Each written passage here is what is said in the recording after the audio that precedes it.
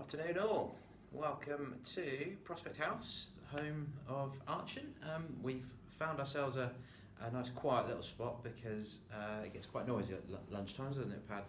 People going in and out on a Friday afternoon, so this is where we quite often film or record the podcast. Hopefully the sound quality will be alright, but normally, of course, 1 o'clock on a Friday there is Norwich City press conference, but with the game being on a Sunday this week, the schedule for the team has been a bit different. Basically a day off for the team today. They not totally, some of them of course will have treatments and things like that. They'll be in with the physio and bits and pieces. So we thought we'd do a Facebook Live a little bit earlier than we normally would on a Friday. Of course, Paddy Davitt alongside me, Dave Freezer, and I thought we should probably have a quick look back at the Reading game to start with. Why not? 2-2. It was a bit mad, wasn't it? Might finish, no two ways about it. It would take a little bit of time to process, but I think time has passed now. Obviously, you and Michael were down there at Colney and spoke to Daniel yesterday, and it sounded like the closure had come overnight, but certainly on the night, anybody who was there or anybody who has subsequently seen the highlights for 86 minutes looked like it's going to be one of them frustrating nights. Then to score as they did in such fashion, and the scenes, the celebrations around Farker in the dugout, they would have gone down for me alongside probably Derby, the season they went up under Lambert, Simeon Jackson. They were that epic, and unfortunately rolled on. As I said to Daniel straight after the formal press conference had finished, that they were actually penalised by the 6 minutes of added on time, when Reading were rightly time wasting, the keeper got booked, didn't he? You wanted as much extra time added on, but almost given it took 97 minutes before Reading equalised, that it's a shame that when Norwich got 2-1 in front of them, put about 2 minutes up on the board, that would have been a suitable punishment for Reading, I think. But as it was, you have to play to whenever the whistle blows, and what I would say though, I've seen it back now on the TV, that was a very, very tidy finish from Renan Malta. It was, he took it well. He did, because there was a very small gap as Tom Tribal came across, if you look at it from behind the goal. So, you do have to appreciate that, given it was effectively the last kick of the game, that was a very, very cool finish from that young man. But, the reality is now, looking at a distance, 6 and 7 points to Leeds and Sheffield respectively with 5 to go, that's a very, very healthy situation. It's just if they could have hung on, added another 2 to that equation, then really you could start to think, and I think Daniel said to you guys yesterday, didn't he, that would have almost been a champagne moment if they'd have managed to make it 9 wins on the spin. But, me personally, actually, without wanting to sound wise after the event, I did feel all sort of through Wednesday afternoon that could be a very slippery affair, and the type of game you get on these run-ins. And that's why it's kind of stands out, because up to this point they've been unbelievably consistent. 8 wins on the spin at this stage with this much pressure was a phenomenal achievement. So albeit you wouldn't want it to end in quite such a dramatic way, it didn't surprise me that one of these games on this run in now was that type of very, very difficult. Anything we do doesn't seem to quite come off. We might have to accept it's not our night. Yeah, you couldn't. They weren't just going to coast there with 14 wins on the spin, were they? No. That was very unlikely to happen. Apologise if I was a little bit distracted right at the start. I think we might have lost connection briefly as we were starting. So just to repeat, there's no Norwich press conference today, so we thought we'd do the Facebook Live now. And please do get your questions and comments in. There's a few dropping in already. But just finally on the Reading game, it almost felt like a defeat in the end, didn't it? Because the atmosphere, it just went from a worrying atmosphere to such a high to then a low. I mean, listening to Radio Norfolk's commentary again of the goals, you can hear the groan in the ground. Everyone just like, oh no.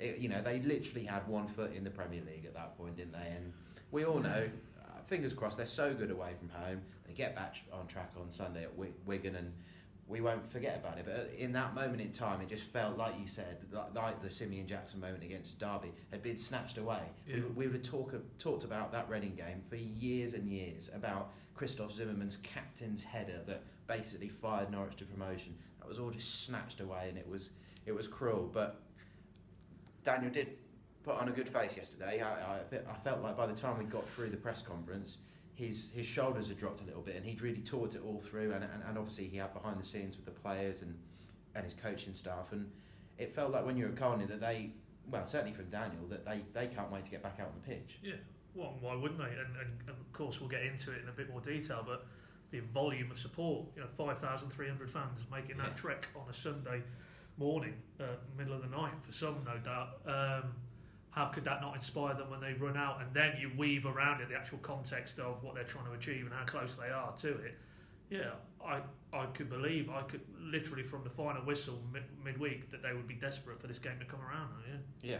Okay, I've got a few comments flying in already. So Rhys Griffin asks Cantwell to start on Sunday. Asked Daniel about how he thought Todd had played, and he was pretty happy with him, thought he was pretty creative, with the sort of caveat that it's difficult to come in from the cold and try and... He was never going to hit the standards of Emi Buendia straight away, was he? That would have been a big ask, but he was pretty happy. So I almost got the feeling that Todd may well get the nod again. Well, I wouldn't expect anything less, because that's kind of consistent with Farke and his selection policy. Yeah. For me, the other night, it was simply a case, I felt, of that game was running away from them. Everything they seemed to be doing wasn't having the desired effect, so he had to change it, and he did. He brought Rhodes on, and he went to a 3 at the back, and unfortunately in that repositioning of the whole approach, Todd was the guy who had to make way. I don't think it was a reflection per se on the fact that he came very close in the first half with that sort of half volley, just cleared the bar. I don't think he was any better or any worse than any of the other creative players. I think it facilitated Rhodes getting onto the pitch and throwing it forward as for Sunday's selections. Yeah, I think it's same again, because again, that's entirely in keeping with how Farke sets it and has set up his teams in recent weeks. I actually thought he played better than Hernandez, and it was more a formation thing, wasn't it? That he wanted to get, because they were playing 5 at the back, that Daniel wanted to get 2 up front. Maybe that was a little bit of a failing in the way they set up. Daniel wanted to stick to that formation, which has been so successful. They just couldn't quite unpick it. And Stevenman had a funny old game as well, didn't he? Of course, he did. Sort of involved in both of their goals in a bad way, but then he set up Godfrey for the other one. He did, yeah. Yeah, an interesting one for Todd, but he needs to take his chance. Really, obviously, I can't see him getting too many, and of course, Emi will be back at Stoke, won't he? I mean, the reality is, subject to no injuries between now and then, Buendia will be playing at Stoke. Yeah, that's the way it is. Flowing onto that perfectly, Ben Trafford, are we concerned about the stat of not winning without Emi? This is something Michael's noticed, isn't it? That they haven't won a game without Buendia in the team so far this season. Well, 25 league wins, and he's played in every single one of them. But it is what it is. But why would you be concerned about it? It's just another quirk that they need to eradicate. The reality is that stat is there because Buendia, when he was fit and available, starts most games. So you could say maybe the same to lesser degree to Pukki, to whoever. Jamal Lewis has played 37 league games, so the majority of Norwich's league wins he's been involved in as well. So no, it fits the narrative of how important Emi Buendia is. But as Daniel said to us prior to Reading, nobody is irreplaceable in this squad. But that said, it's a little bit like being on the right side of the derby sort of scenario at the minute, isn't it, in terms of unbeaten games in that fixture? But no, why would you be worried about it? There's nothing you can do about it now. He's unavailable for 2 games, so it's up to others to step up. But let's be honest, 75% possession midweek and 20-odd shots on goal. They had more than enough chances, even though it was a frustrating night, to have won that game. So it's not that without Buendia they weren't as creative. I mean, it didn't feel quite as seamless, but a lot of that was down to Reading. You come and you sling 5 across your back line and then 4 in front of them. It's a very difficult scenario to break down. I think there are very few players in the Championship who are in Buendia's class. You're probably talking Grealish at Villa, Hernandez at Leeds, who are sort of capable of that kind of creative force. I think what Todd didn't quite manage was to sort of find those pockets of space around the edge of the box, did he? But what Daniel, similarly to that Buendia stat, he was armed with a stat in that Cantwell is one of the highest performing players in terms of points to starts. So, but that's going to be the same for Buendia and Aarons, isn't it? Because the team changed after that bad start to the season, after that 3-0 Leeds defeat. Of course, it was the Cardiff Cup game that was so influential, and that Ipswich away game is when we first started to see the team come together, didn't we? With Stevenman in the attacking midfield role. So Dan Mayhew says on the Reading game, even though it's disappointing we drew, what I would say is in previous years we would have lost the game. Adi Sedgwick, hi guys, hi Adi, hope all is well. Do you think there will be any changes on Sunday? In my opinion, Cantwell is not strong enough in midfield. I think Leitner or Vrancic maybe come in Sunday. What do you guys think? I mean, I think we've probably pretty much answered that. But again, Mo Leitner's body language on the sidelines, I know we're all very much firmly on the promotion sort of push here, and everyone. What did you see though? Unity and team spirit and all these words. But Mo Leitner doesn't look happy to me. His body language looks frustrated. As it would be, because he wants to be playing games, doesn't he? But I wouldn't read too much into that. He clearly understands the bigger picture at play, and why wouldn't you? It's the same as when a player gets substituted and they're not happy. You kind of want that on one level. Yeah. You don't want it to go to the Nelson Oliveira throwing shirts down and showing disrespect. Yeah. But by the same token, you don't want them just to shrug their shoulders and say, "All right, I'm not bothered." So I'd much rather have that end of the scale than disinterest. Okay. Bev Black, hi from Morrison's car park in Dereham. There you go. We sometimes get Australia, New York, but Morrison's in Dereham, like it. Still thinking positive and wish I was going Sunday. The London Stadium I visited Wednesday, oh yes, was great. Already picked my seats out for next season. Come on, you Yellows. Yes, Bev, you commented the other day, didn't you, that you were going to the London Stadium, and of course that would be a great away day if Norwich can seal a deal, but they need to get the win on Sunday to make sure we can start talking about all that. All of a sudden, those questions since Wednesday night, everyone's thought, right, let's leave those questions for now, shall we? Because you just can't tempt fate. Let's not tempt fate in any way. The Premier League is firmly parked until they get at least one more win on the board. Lorne, NCSC Smythe, well, let's hope we get a referee that can make the right calls, not a pro-Leeds one. A pro-Leeds one? Okay, well, the one thing we can say with away games, Norwich have won 5 of their last 6. So what? Millwall, Leeds, Rotherham, Borough, Bolton. So we can all travel in great heart to Wigan. We know they're good at home, but Norwich have cracked the away code, haven't they? Yeah, I don't know the breakdown of home versus away, but Wigan have lost 20 league games this season. 20 league games. Norwich have got twice as many points. Only 4 at home in those. Yeah. For Wigan. Only 4. They've only lost 4 at home. So they've lost 16 away. Right. Well, if you're arming me with that stat, then it's slightly more concerning. But it tells me that is a team who are used to losing games. So you ally that with Norwich's prowess on the road. It won't be any more difficult than Middlesbrough away, surely, in terms of what they'll face, that aggressive, in-your-face pressing, the physical element as well, the long throws and so on and so forth. And let's be honest, Middlesbrough got better players than Wigan. So if Norwich could resist and then find a winner and then hold on at Middlesbrough, then I've got no fears whatsoever they can do the same at Wigan. They know how it's going to be now.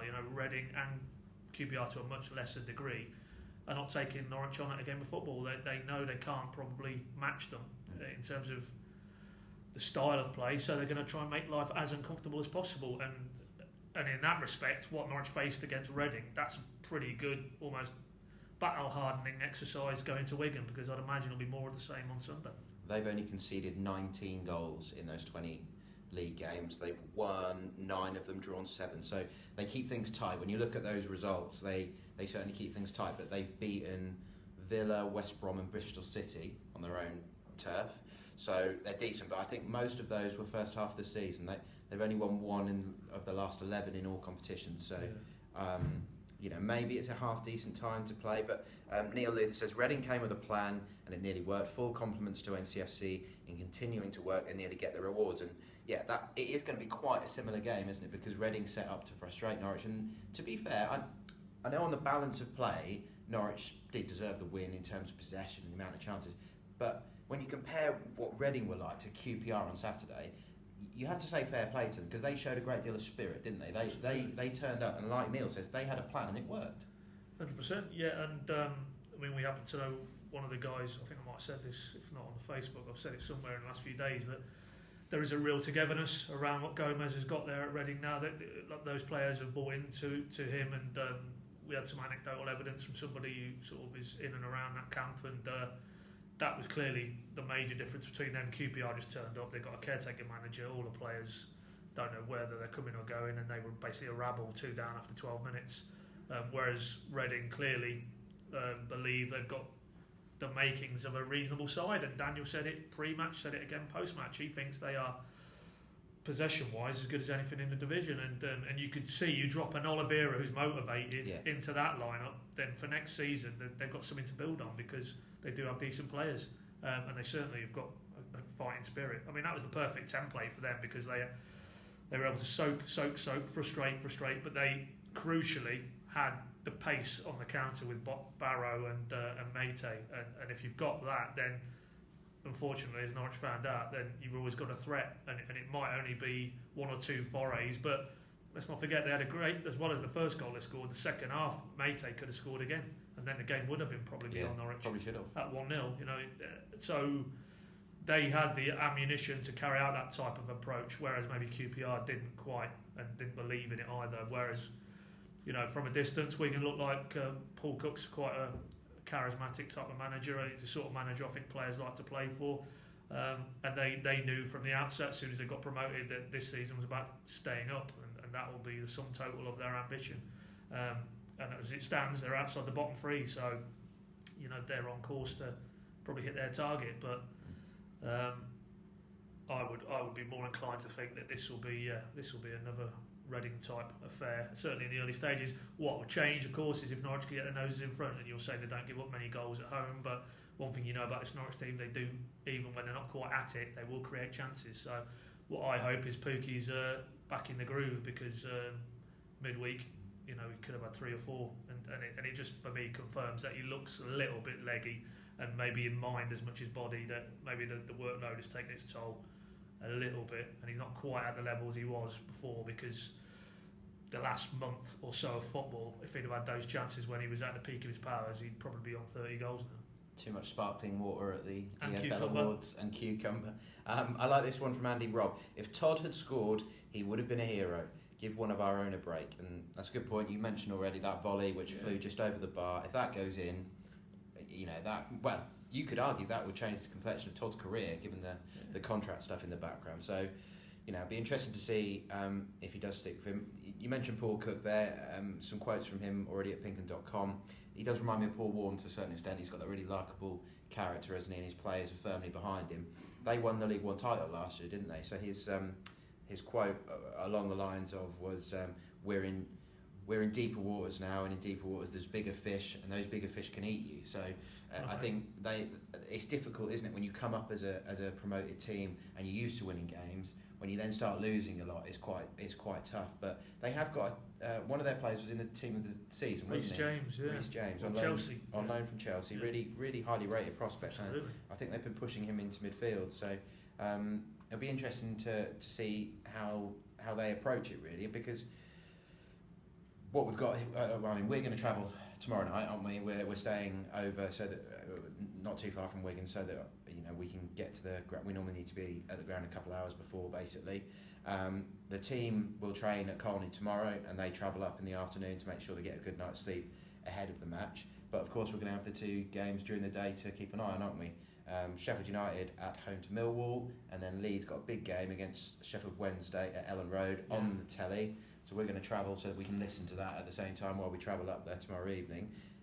How do you see those 2 games? I mean, both favourites going into them? Well, you know, I don't think, again, I'd have to go back and check, but it feels like there hasn't been a weekend in the last month or so where both of those have both won, whether it be the same time or the same day, or one played Saturday, one played Sunday, one played Friday, whatever. I don't think there's been a match weekend where it feels like both Sheffield and Leeds have done the business. So for me, it's probably going to be more of the same. You have to fancy Sheffield United to get a better Millwall at Bramall Lane. They're very good there, as Norwich found out. But Leeds against Sheffield Wednesday, I wouldn't rush to put too much money on a Leeds home win. I think Sheffield, albeit they had a bit of a setback there last weekend when it looked like they were just coming with a late run for the playoffs. You know, Villa won at Hillsborough. But again, we're talking about building for next season with Reading. I think Steve Bruce will be looking at these remaining games as maybe confirmation about some players or what he needs to add. So, setting aside, as I've seen on the Sheffield Star website, like Blades fans in an impossible position this weekend because they basically want Sheffield Wednesday to do them a favour. Yeah. But setting aside that, I think for Steve Bruce and the Sheffield Wednesday players, they would love nothing better than to go to Leeds and put a spoke in their wheel because it is a Yorkshire derby. Let's not forget. So yeah, I think that's a tough one for Leeds. I did watch a lot of the Preston game midweek, and prior to the sending off, there was nothing in that game. Preston had a man sent off, and then obviously Bamford got a couple of goals, but they looked like a very nervy team to me. And as Norwich proved at Ellen Road, if you go there and you can impose yourselves on them, that home crowd can get very fractious. Sheffield United did it as well. So I think they're probably a better team away from Ellen Road at the minute. So for me, I think Sheffield United will do the business, but maybe a draw at Ellen Road, which would kind of then leave the door again open for Norwich to lay down another marker and just pull even further clear on Sunday. Millwall have certainly picked up recently as well. They're 2 points off. They're one of those teams who are 2 points above the relegation zone, so clearly they need to get something at Bramall Lane if possible. An interesting aspect is called Sheffield Wednesday. So let's talk worst case scenario: Sheffield United win, Leeds win. So it's 3 and 4. So it'd be 3 and 4 points at kick-off. And to further the worst case scenario, Norwich lose at Wigan. Then of course that whole automatic promotion race. It's getting a bit depressing this day. Just to play devil's advocate almost. Equally. So going into Easter, there'd be 3 points clear. Yes. And 4 of Sheffield. And if Leeds beat Sheffield Wednesday, their playoff hopes are basically over then, aren't they? They have got to beat Leeds to have any chance of getting top 6. So, that would make the Sheffield Wednesday game look. My point is, it is the business end of the season, isn't it? And I did ask Daniel about whether he allows the players to watch these games. The Leeds game is going to be on telly. They'll presumably be in their hotel by that point. And he said, it's up to them. He trusts them. He trusts that they've got the mental strength to know that the only thing they can do is focus on winning their game and beating Wigan. So I thought that was an interesting little insight. Do you think you'd watch Leeds if you were a Norwich player? Yeah, I think I probably would have it on. Yeah, just more out of curiosity than anything else. But you would say Norwich have been very, very good at putting the blinkers on and not worrying too much about, because of the nature, mainly driven by the TV schedules. It's kind of every weekend feels there's no unanimity. It's not all 3 of them are kicking off at 3 o'clock on a Saturday. The 2 games either side of this last international break, Norwich kicked off after both those teams did the business. Last weekend they got their blow-in first. They won at lunchtime against QPR. So it feels like that's not materially impacting on Norwich in any sense, and whether that's watching the games or not watching the games. As Daniel said, I think it was when Leeds played Sheffield and Norwich were at Rotherham that day, and he was asked on the Friday, what's the most important result this weekend? He said Norwich winning at Rotherham. Yeah, absolutely. And so why would that be any different this weekend? If Norwich, the reality is now, as we sit here today, it's 6 and 7. So if Norwich continue to pick up points, ideally wins, doesn't matter what the other two do, does it? That's the mindset. They're promoted, aren't they? Absolutely, that's got to be the mindset. So, got to travel confidently. Lorne Smypert says, you see loads of pundits all in favour of Leeds for champions, and only the few on our side, that includes the referees we have had. And Lincombe has an interesting theory from the Reading game. There was a serious lack of ball boys / girls on Wednesday, and Reading took advantage of that. That is a very interesting take. I can't say I noticed that one, to be honest. There was a... Why would there be any less than any other game? There was an instant where one of the Norwich fans in the South Stand took a while to get the ball back into play, didn't he? And everyone sort of shouted at whoever that was. Couldn't see from our side of the pitch whether they just couldn't physically get the ball out of their seat or whatever in time, or whether they were just hanging on to it. But I can't say I noticed ball boys especially.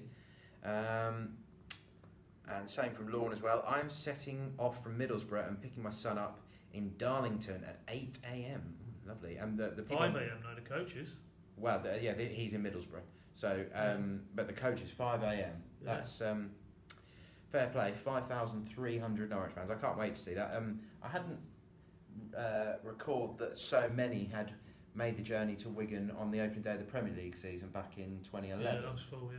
That was 4,000, just sort of 4,500. So we know that they don't fill their stadium. They're probably going to... I think Leeds took like 7,000, but it's going to be a 7,000? side... Yeah, because Wigan basically need to sell the tickets, don't they? Rugby league town. I can't wait to see what that yellow wall looks like. James Balls, not watching from somewhere as exotic as Morrison's, but hi from Durham. Andy Rob flying in from Dubai tomorrow. That's more like it. We're getting more and more exotic. Begins with D. Begins with D. Durham, Dubai. Of course, we'd all rather be in Durham, the centre of Norfolk, as Mr. Ian Clark would, I'm sure, tell us. Andy says. I think actually no. I don't want to go off on a tangent. I had some friends around for dinner last week, and I'm pretty sure they said that Durham Tesco is geographically the centre of Norfolk. I don't know Durham that well. We need to check with this with Mr. Clark because he's Mr. Durham. But I think there's actually a plaque, isn't there, in the car park? Oh, is there? And says this is the centre point of Norfolk. There you go. But yeah, it was certainly the centre point during the World Cup with that rowdy pub where Michael was trying to avoid getting covered in beer during our Facebook lives. So Andy's flying in from Dubai for the Wigan game. The game will be an epic day for City. Fingers crossed. David Brett, when his suspension is over, do you think Buendia will be straight back in the side? Definitely. Short of Todd Cantwell or Mario Vrancic scoring goals and dramatically influencing the games, I would be shocked. Somebody is going to lose their place. He is essentially Norwich City's best player at the moment, isn't he? He certainly is. And worth a lot of money. He makes things happen, and those players, are worth their weight, aren't they? Particularly at this stage of the season when it's very tight and tense. Just go back to the Swansea game, which I see that goal he scored is nominated for a goal of the month, isn't it? Now for March. That's the one he spanked in against. Left, Swansea, right foot control, left foot smack. Yeah. But I mean, in terms not just the majestic nature of that goal, but in a game that was seesawing and for long spells, Norwich were this is looking a bit behind the sofa type of a watch. Just a moment of magic, 3 points, happy days, and that's what he brings. And as I say, there's not too many of those in this squad. There is going to be some competition for goal of the season with Norwich this year. I mean, Godfrey the other night, the speed that hit the net. If it's you almost might need to do an individual category of goal and then the team, because that first goal against Sheffield United at Carrow Road, that was a thing of beauty. Best goal and most spectacular goal. Why not? It's going to be a cracking competition because Emmy's got quite a few. I can't even remember them all off the top of my head because there have been. It's double figures certainly that would be in contention for goal of the season, whereas last year Josh Murphy's one against Villa was pretty clearly the winner, wasn't it?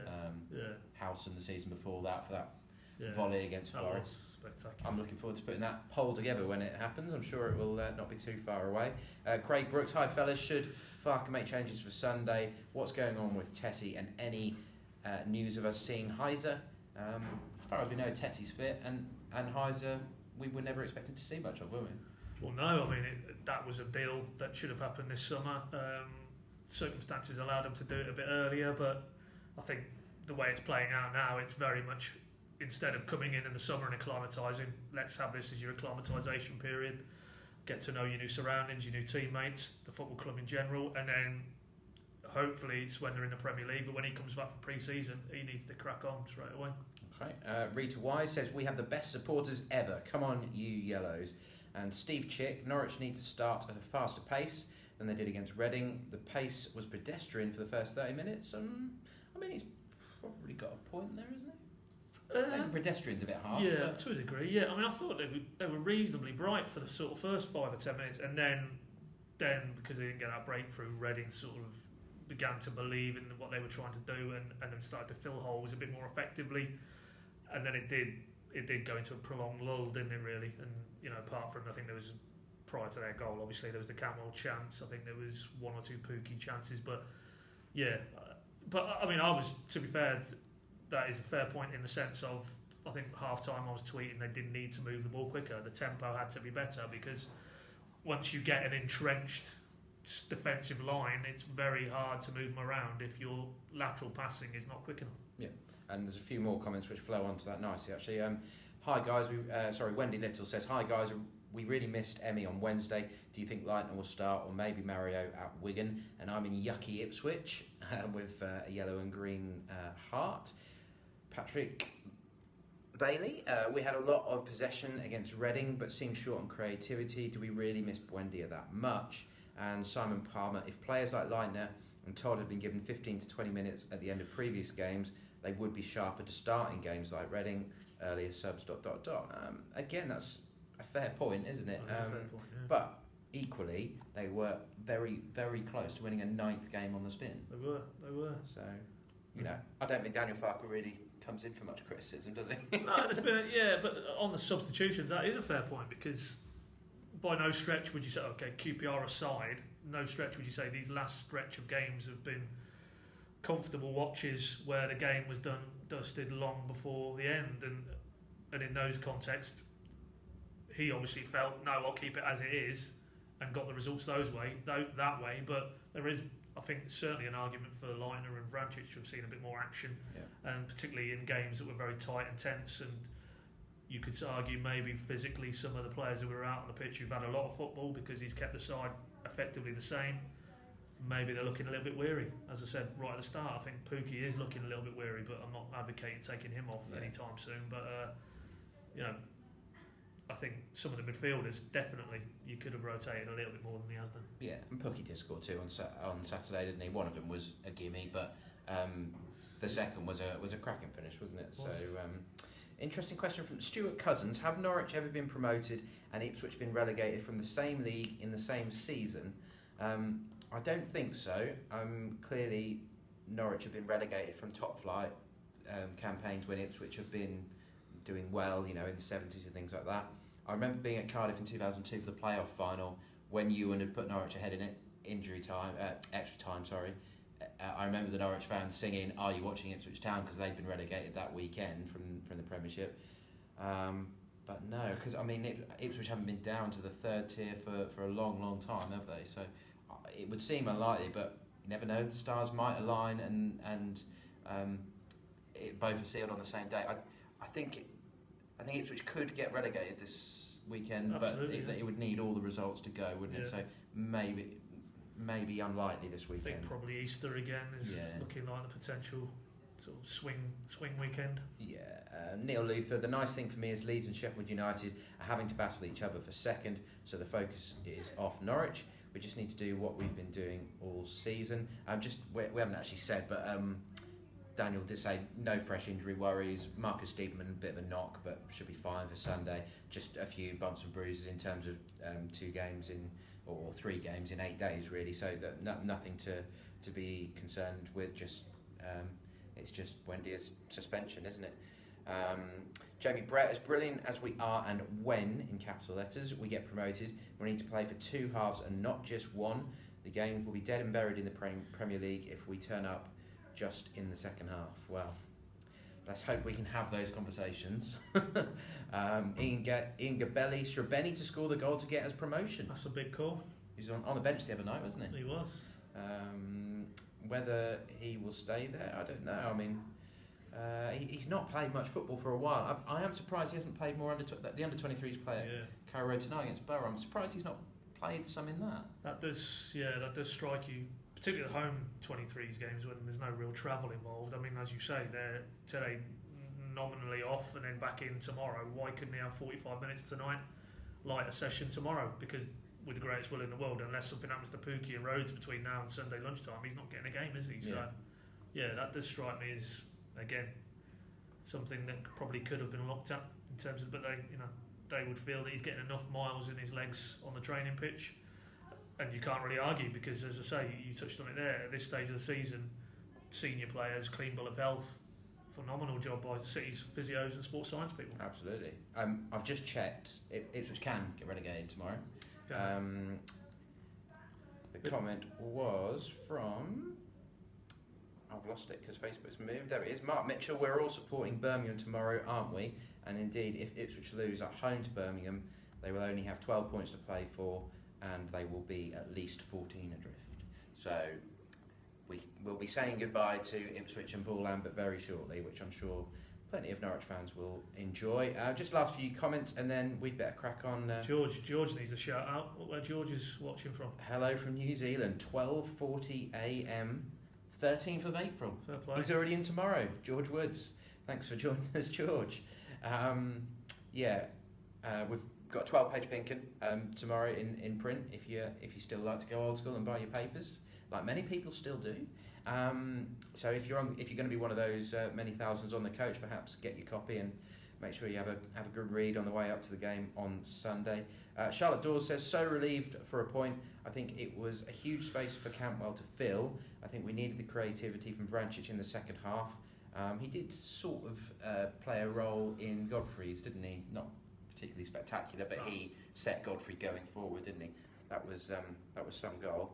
Matthew, Rushbrook, you both seem confident, brackets rightly, that promotion should be a formality.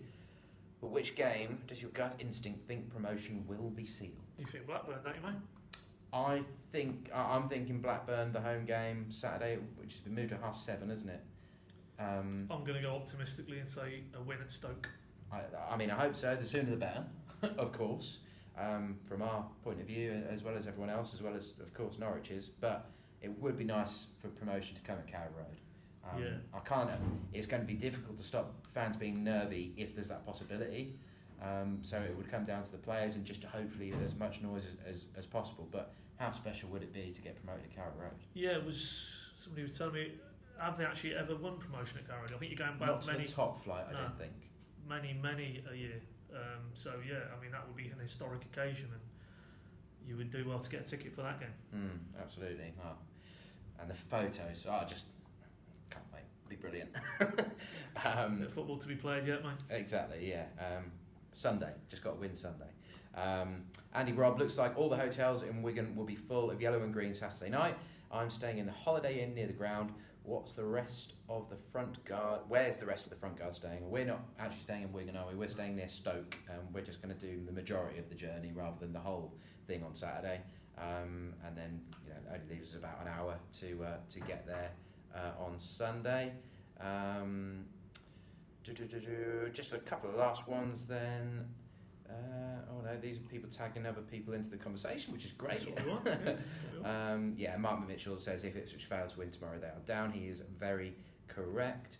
And then I think this is the last one. Lorne Smythburg, it's my birthday on the 13th of April. Let's hope for a win for us. If anyone sees me, give me a pat on the back. Happy birthday for tomorrow, Lorne. And fingers crossed, Norwich will give you the present that you're looking for. I still feel confident, that Wigan may be good at home, and I'm not, and it will be difficult. It will be like Saturday night, but I feel like, Wednesday night. I feel like that disappointment from Wednesday is going to fuel them further, and I think the players will be absolutely gagging to get back out on that pitch. I think if you spoke to them now, they're on an honest enough group. They know they didn't quite hit their stride. As good as Reading were at sort of nullifying what they were trying to do, I think there would be frustration there that they didn't really grasp it in the manner they did with QPR, because that was just a dismissive swatting, get out of the way, we're coming through. So, for those reasons, for the way it ended, subject to what happens tomorrow with Leeds and Sheffield, and as I say, to bring it full circle, to appear at 5 to 12, 10 to 12 Sunday morning, look over to the left-hand side as you do when you come out of the tunnel and see that bank of Norwich support. If you're one of them players, you'll want to literally run through a wall, absolutely. So, they won't lack for motivation on every level. Roll on Sunday. Wendy Little says, safe journey, guys, and safe journey to all of you guys making the journey to Greater Manchester as we are. Keep it locked to Pinken.com. Ahead of kick-off, all the preview analysis columns that will follow as usual on a Saturday, and as I said, 12-page Pinken in the EDP or Evening News, which is probably ideal if you're travelling up on the coach for getting yourself filled in on the game. And the Pinken app, of course, we'll keep that updated throughout Sunday, and we'll just keep our fingers crossed that we're reporting on a Norwich win. We'll see you then.